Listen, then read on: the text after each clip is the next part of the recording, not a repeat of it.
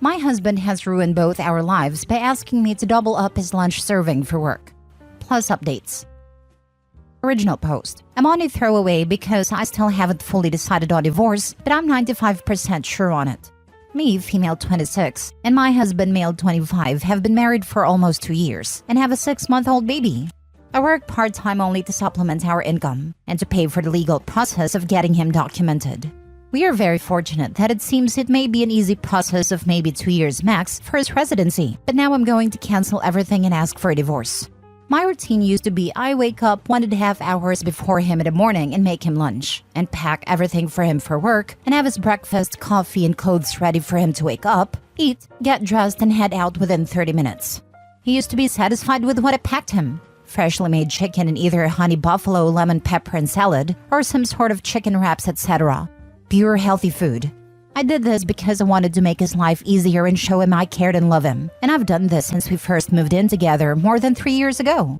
Well, recently I've had to start including dinner leftovers because he started asking for more food, that he was still hungry afterwards, which I thought it was odd because no matter if I work or not, he always comes home to prepared food. So even if he wasn't full, he would be okay.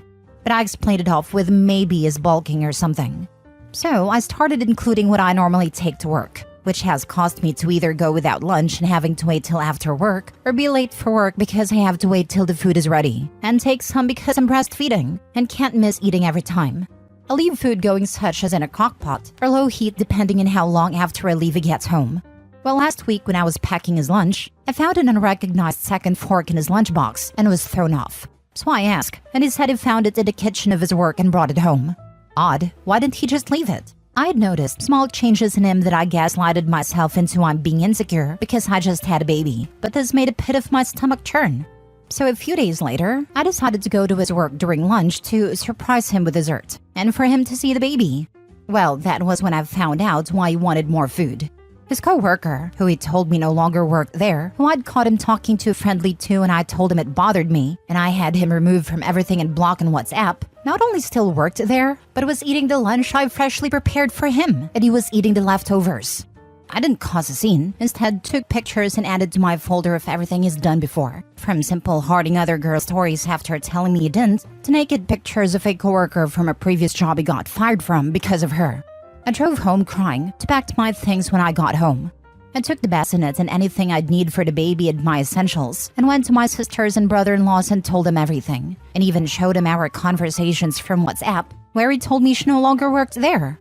I normally text him through the day, so he started texting me and calling me to see if I was okay and what was for dinner. He was almost asking if everything is okay. And then he got to the house an hour earlier than usual, which also has me question if he's been lying about what time he gets off too, and saw mine and the baby's things gone. And my letter that he had 7 days to leave my house. My mom gave it to me when I was 20. And that he can communicate with my mother to see the baby when I'm at work, or whenever he wants to see her. Just let her know, and I'll drop off the baby with her. I, for the time being, don't want anything to do with him. And I left the printed photos of them eating lunch laughing together under the letter. Later that night, when I decided I no longer wanted anything to do with him, I informed the lawyer. We had a group WhatsApp chat with me, him, the lawyer, paralegal, and my brother-in-law, our co-sponsor, that I no longer was going to need his services. And then messaged the lawyer privately to ask if I could maybe move our contract to the money I've paid for so far over to his divorce and family practice.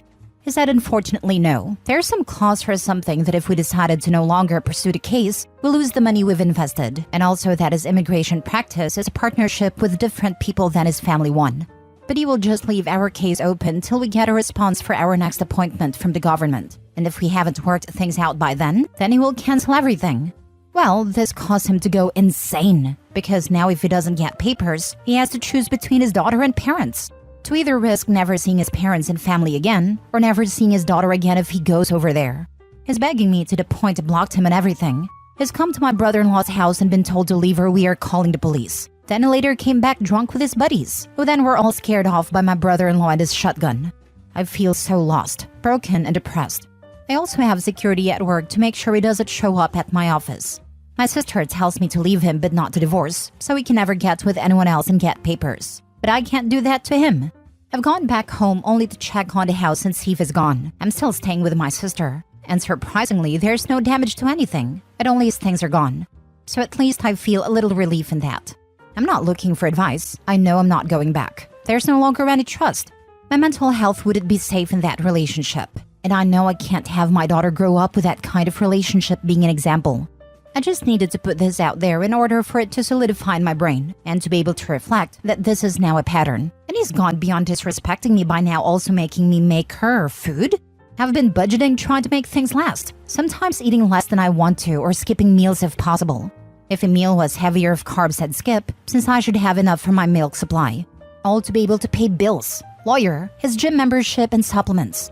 I lose out on rest and sleep because I ensure laundry in the house is kept spotless while the baby sleeps. I've basically gone from an independent, educated career woman to a 1950s housewife with a job in school, all because I blindly fell for this man. When I say I feel stupid is an understatement.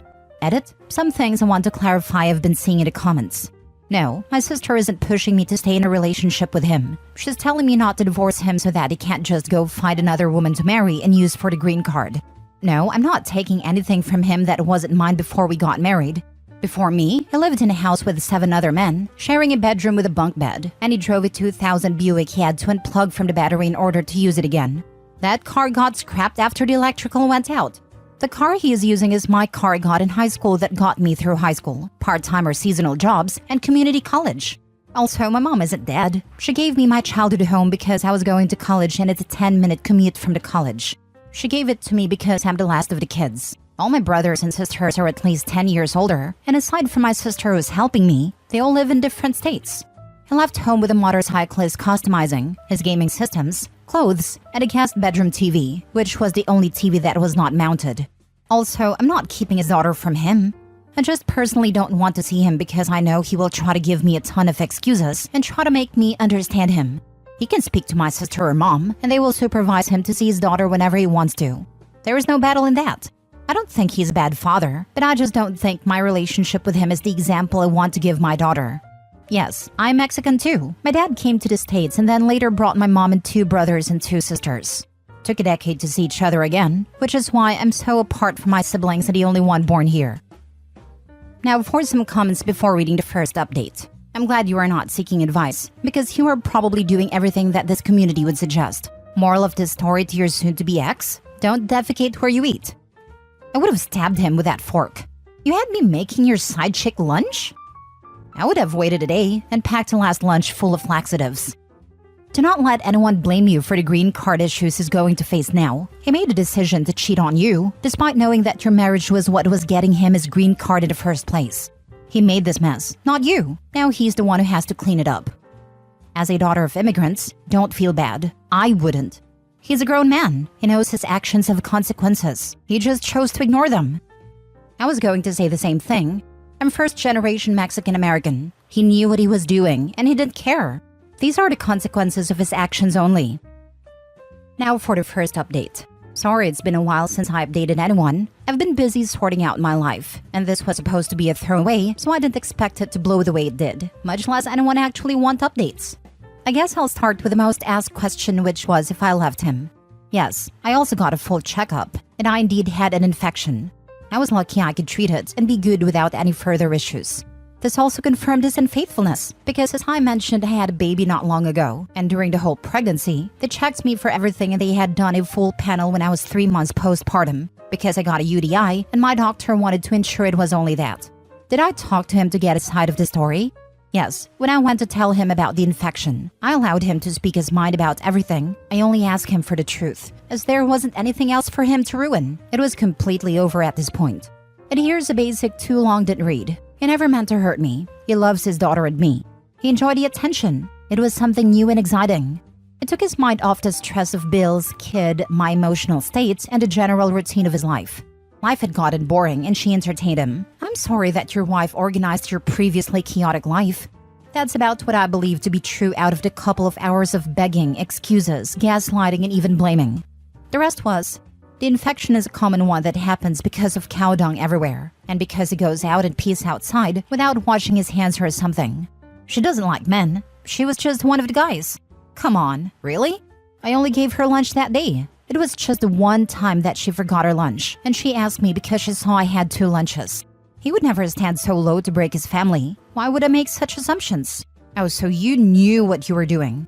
Once I showed him my chart with my results, I explained how it's not a normal infection like E. coli that you can get because of poop, and it was an actual transmissible infection.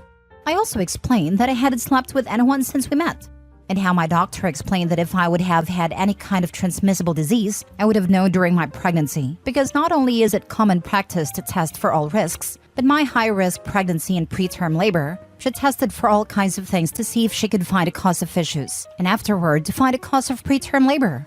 He admitted it shortly after that. He listened to me and saw my doctor's note. I'll add that I have the best OBGYN, and she was amazing in listening to me and allowing me to cry, and gave me not only support during that moment with even having a nurse to take my daughter out for me to cry, but also printed me information and ensured me that a simple medicine will make it all go away, and I should not see any more issues.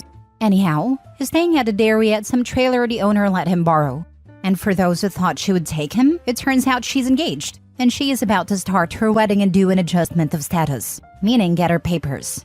Anyways, I'm back to living on my own. My baby's doing great. I have another office job lined up for January, and I have a few universities I've applied to. I'm currently going to community college online, but if I get into a uni, I think I'll move out of this town.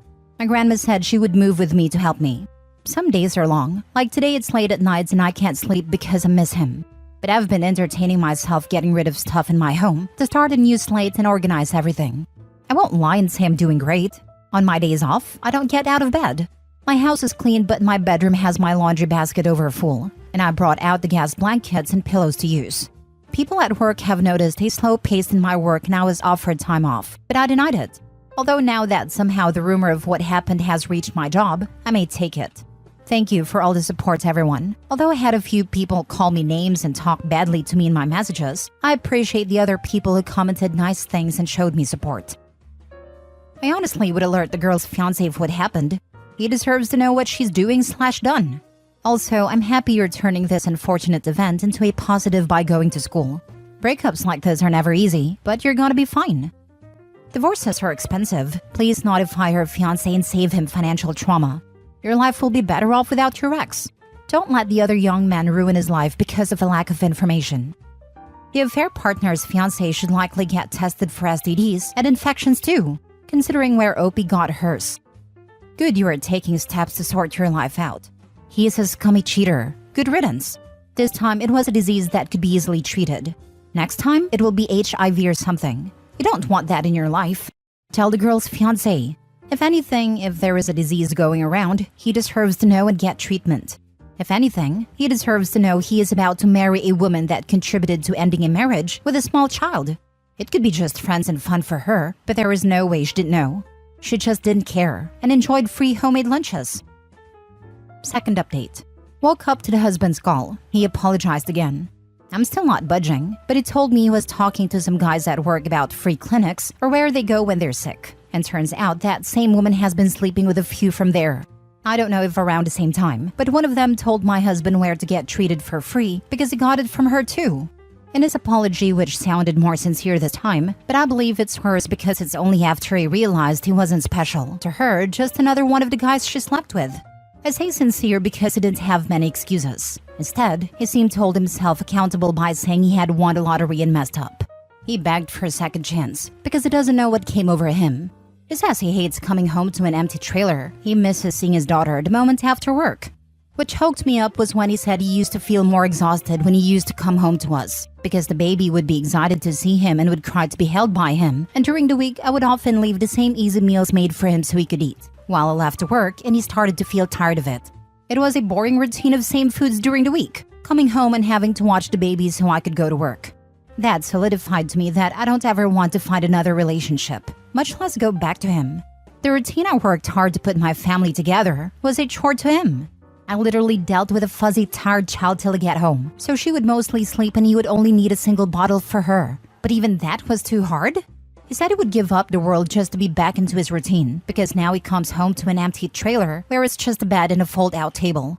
He hasn't eaten his diet because he doesn't have time to prep. He started spending money on lunch because he doesn't have food made for him. He says he misses the baby so much that he now cries when he goes home. I told him I don't know what to tell him about that, but if he wanted to see the baby when I go to work, he can go see her at my mom's who now babysits for me.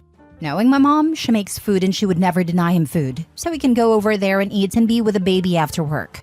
But I had to go. I couldn't talk anymore. When I tell y'all I've never cried so hard in my life, it's an understatement. It doesn't help it's raining today. I think I'm calling off work today, and tomorrow talking to my boss about taking those days. Third update. I was logging off for a while, but I figured I'd update everyone to let you know she found my home and started harassing me now. I guess somehow her fiancé found out, and she thinks it was because of me. I feel like things are just going from bad to worse. I had to leave my car in my mom's garage and borrow my nephew's car, which my neighbor let me park in her driveway because she threatened to ruin my car like I ruined her relationship. Which isn't just hypocritical, but also ironic.